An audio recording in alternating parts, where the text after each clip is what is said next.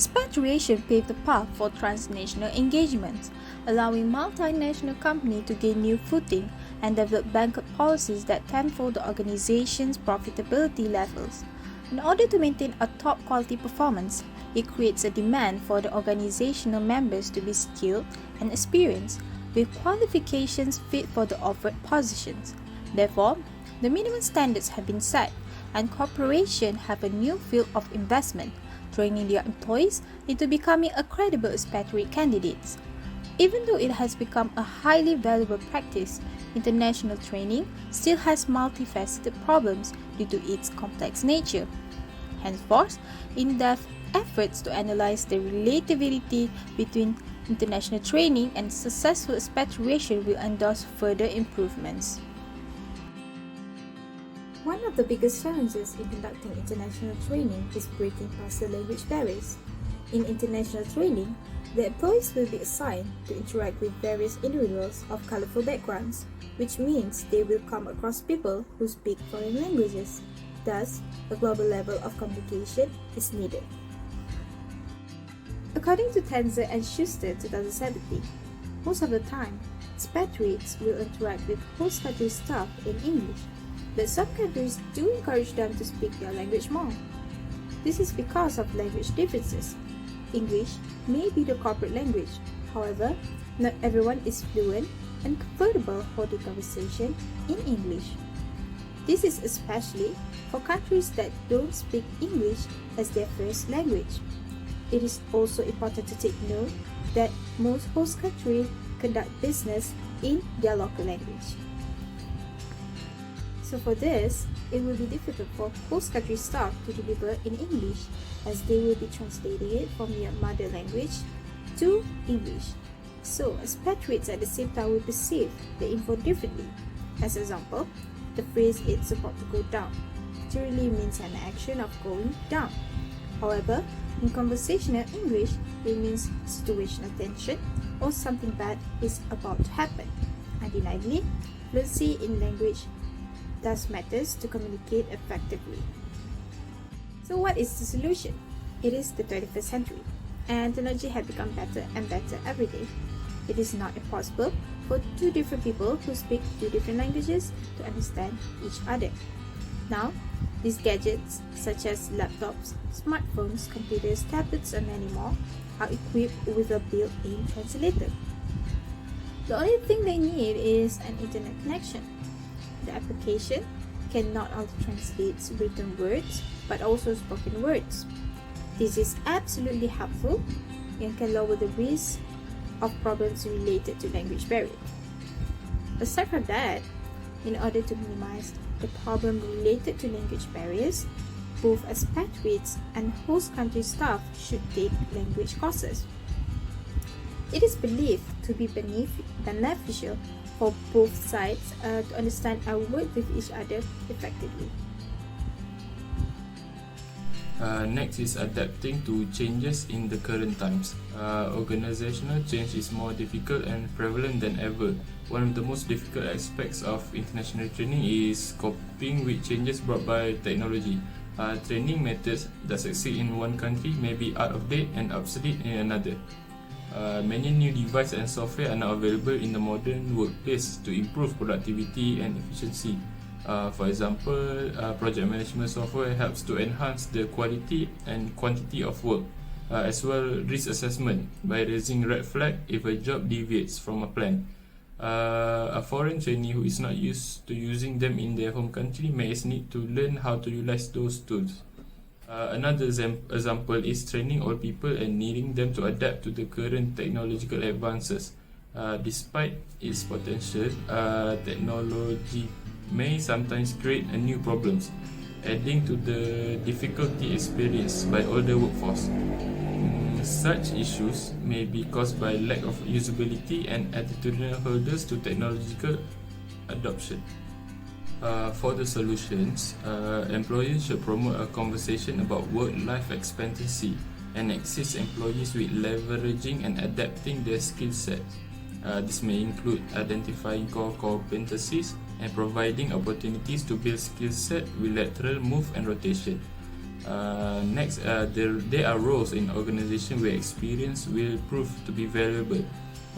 They need to create roles supporting long-term customers where a broad knowledge of the organization is valued.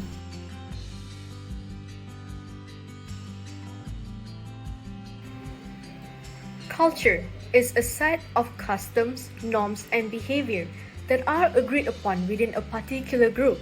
This is the expected standard of decorum in order to be accepted and adopted as a synonymous identity color. Differences are what distinguish one school of thought from the other. It comes in the form of a disagreement, a dissimilarity, and so forth. Cultural differences are when individual A attempts to enter society B with already established cultures. However, individual A originated from society A.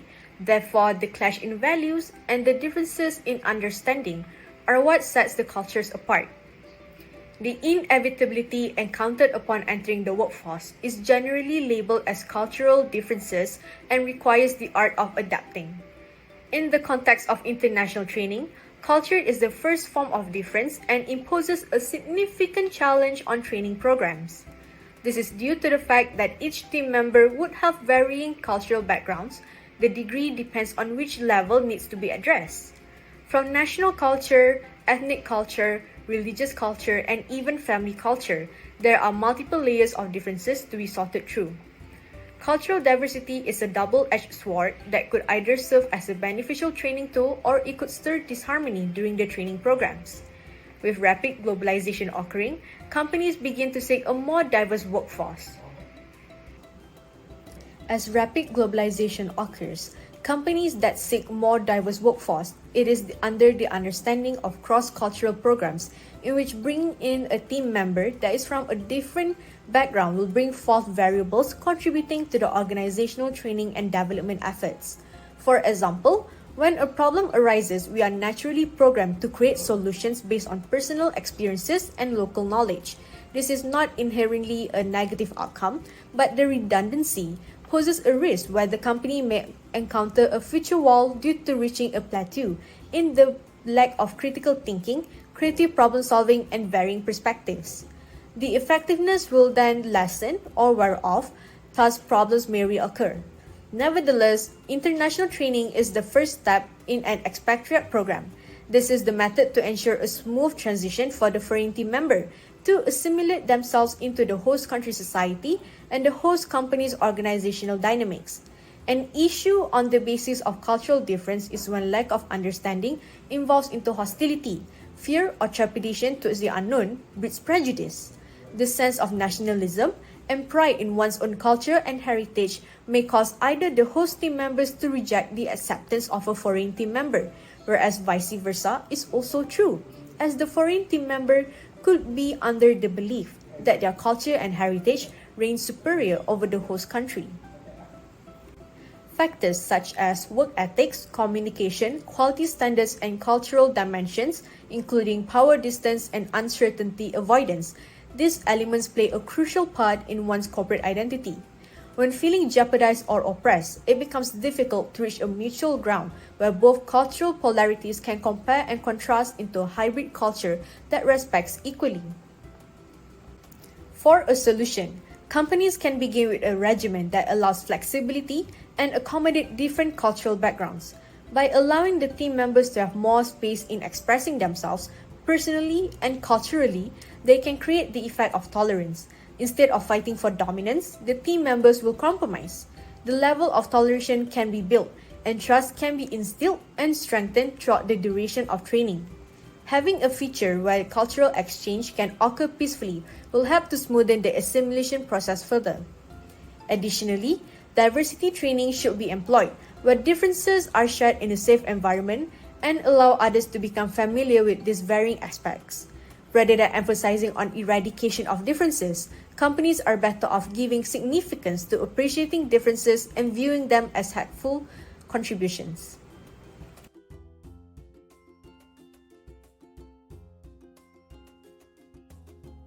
A leadership style refers to a leader's characteristic behavior when directing, motivating, guiding, and managing a group of people.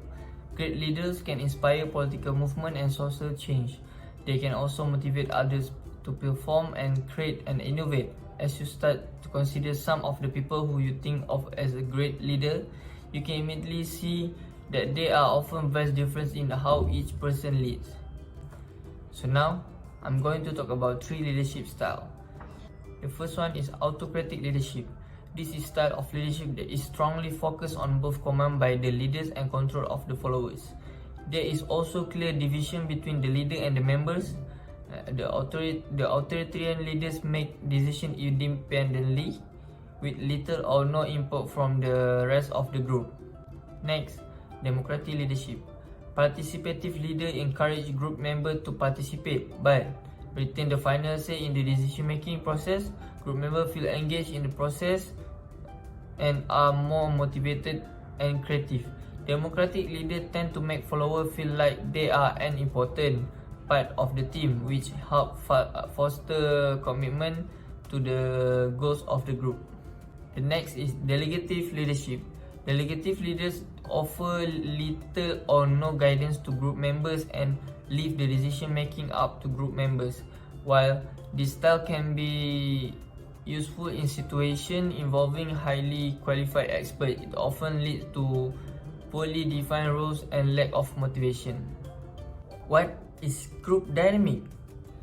The term of group dynamic means the study of forces within a group. Since human beings have an innate desire for belonging to a group, group dynamism is bound to occur.